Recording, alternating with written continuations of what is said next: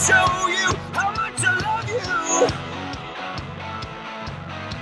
I try and I try and I try, but you just walk on by. How many times must I try? You see, I'm all about you. Hi, Jim Bennett, and welcome to this Zest Smart, which is entitled Fall Resilience. Metaphorically, if you or your organisation falls flat in its face, what do you do? What do you do now? I'd like to share some insights from high performance individuals and high reliability organisations.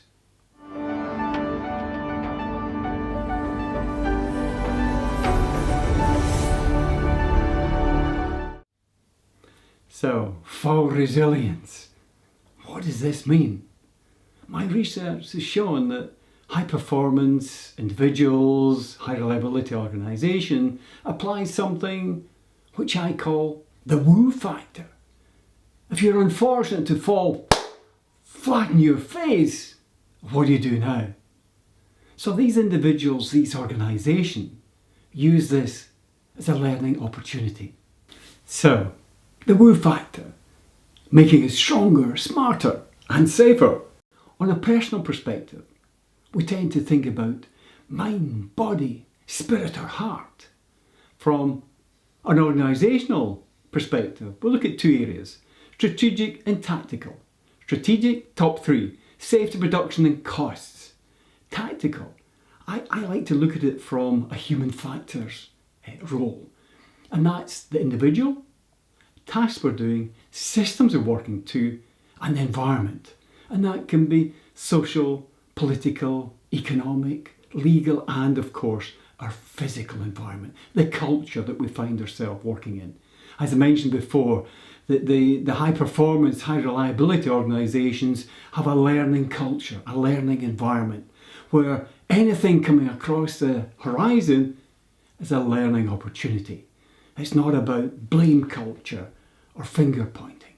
Supporting the woo factor, I apply a 5-point strategy. Let me summarise. Number 1, move. Number 2, reframe. 3, forgive. 4, data gather. 5, action planning. So, number 1, move. We tend to find that if we've fallen flat in our face or something untoward has happened, wow! The reptilian brain here, the fight or flight just automatically kicks in. We try to calm that down and move it to the frontal lobe. The frontal lobe that deals with logic. So that's tasks, planning, motivation. Move it from the reptilian brain, fight or flight. And I find on a personal level, running or walking in nature, whatever works for you, but get out of that fight and flight mode. Number 2, reframe. Endeavour to put it in context. What's the worst possible thing that could have happened?